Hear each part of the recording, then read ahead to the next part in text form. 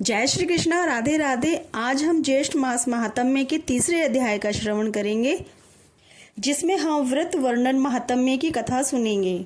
इससे पहले के 2 अध्यायों का वीडियो मैंने अपने चैनल पर अपलोड किया हुआ है, वहां से उन दोनों कथाओं का आप श्रवण कर सकते हैं। ज्येष्ठ मास महात्म्य की कथा को सुनने के लिए हमें प्रतिदिन प्रातः काल स्नान करके ज्येष्ठ मास का महात्म्य सुनना चाहिए। स्वस्थ वस्त्र धारण करने चाहिए। मैं प्रतिदिन एक अध्याय के हिसाब से आपको 30 दिन के 30 अध्यायों का श्रवण कराऊंगी। इसी कड़ी में आज तीसरे अध्याय का श्रवण करते हैं, तो आओ कथा को प्रारंभ करते हैं। इससे पहले दूसरे अध्याय में हमने सुना था कि स्कंद जी ने कहा कि ज्येष्ठ मास में देवताओं की संतुष्टि के लिए प्रतिदिन ब्राह्मणों को दही और चावल दान करने चाहिए। फिर वह एक कथा सुनाते हैं जिससे एक ब्राह्मण के दही और चावल के दान करने से उसके सभी दुष्कर्म नष्ट हो जाते हैं और वह विष्णु लोक को प्राप्त होता है। अब तीसरे अध्याय में स्कंद जी कहने लगे कि हे मुनियों, सब पापों का नाश करने वाला ज्येष्ठ मास के दिनों का महात्म्य और संपूर्ण जलदान का महात्म्य कहता हूँ, आप श्रवण करें।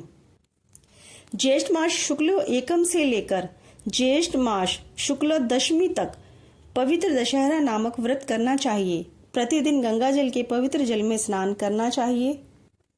समस्त तीर्थों के अभाव में जो भी जल मिले वह भी गंगा जल के समान ही कहा गया है। इन 10 दिनों में जो स्नान करता है वह 100 जन्मों के इकट्ठे किए हुए 10 प्रकार के पापों से मुक्त हो जाता है।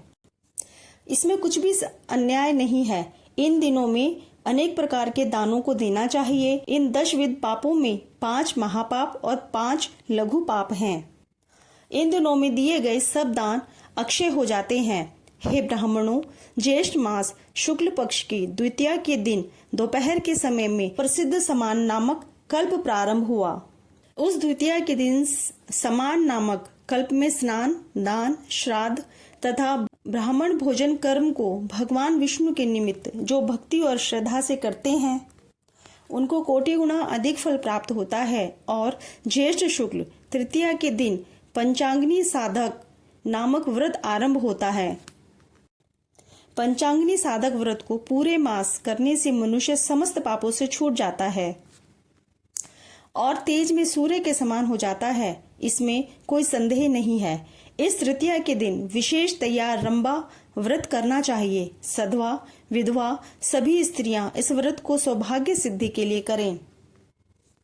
हे ब्राह्मण श्रेष्ठ, इसी तृतीया को वामन कल्प का प्रारंभ हुआ। अतः तृतीया के दिन दही और चावल का दान करने से भगवान वामन संतुष्ट होते हैं।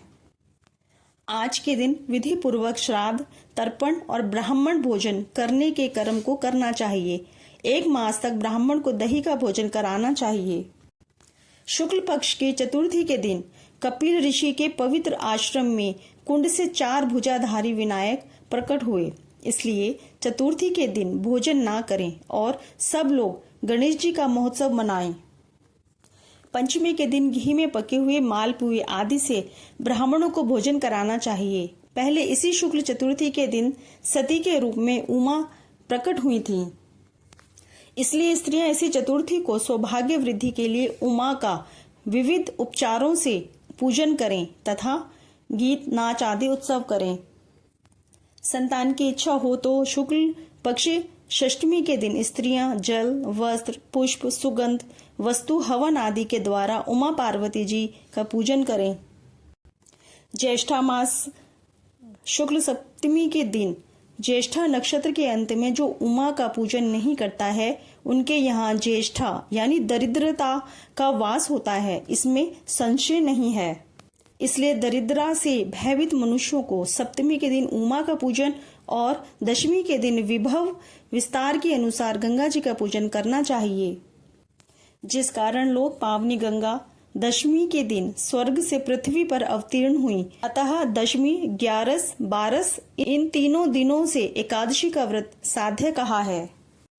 एकादशी का व्रत समस्त पापों का नाश करने वाला है। इसका व्रत निर्जल उपवास करने से सिद्ध होता है। त्रयोदशी से लेकर पूर्णमासी तक 3 दिन का जो उत्तम व्रत कहा गया है। यह व्रत सावित्री नाम से प्रसिद्ध स्त्रियों को सौभाग्य देने वाला है। उन दिनों में वट वृक्ष के मूल भाग में जल सिंचन करें और वट वृक्ष के समीप ब्रह्मा, यमराज, सत्यवान और सावित्री का पूजन करें। इस तरह निद्रा, आहार का त्याग कर 3 दिन व्रत करें। इसी प्रकार कृष्ण पक्ष में भी 3 दिन का व्रत करके पड़वा के दिन पारना करें। यह नित्य व्रत है। स्त्रियां इस व्रत को सदैव करें। यह व्रत 1 वर्ष करने से सिद्ध होता है। ज्येष्ठ मास की पूर्णमासी ज्येष्ठा नक्षत्र से युक्त हो तो यह कोटि शत पर से भी श्रेष्ठ है। उस ज्येष्ठ पूर्णमासी के दिन मनुष्य अनेक दानों को देवें। मैं उन दोनों को संक्षेप में कहता हूँ। हे तपोधन, ज्येष्ठ मास पूर्णमासी के दिन कूर्म कल्प आरंभ हुआ, इसलिए उस दिन स्नान, दान, तर्पण और ब्राह्मण भोजन जो पितरों के उद्देश्य से करते हैं वे परम पद को प्राप्त होते हैं। हे भूसुर, सतयुग के आरंभ में जिस ज्येष्ठ पूर्णिमा के दिन मनवंतर कल्प प्रारंभ हुआ, इसलिए उस दिन श्राद्ध दान करना पितरों को तृप्तिदायक कहा है। इस प्रकार देवताओं से पूजित इस ज्येष्ठ मास में बहुत से व्रत कहे गए हैं। इस प्रकार से ज्येष्ठ मास महात्म्य का 3रा अध्याय समाप्त होता है। जय श्री कृष्णा। राधे राधे। मेरा यह वीडियो यदि आपको अच्छा लगा हो तो इस वीडियो को ज्यादा से ज्यादा भक्तजनों में शेयर करें, लाइक करें और सब्सक्राइब करें। बेल आइकन को जरूर प्रेस करें जिससे मेरे आने वाली हर नई वीडियो का नोटिफिकेशन आपको तुरंत मिल जाए। जय श्री कृष्णा। राधे राधे।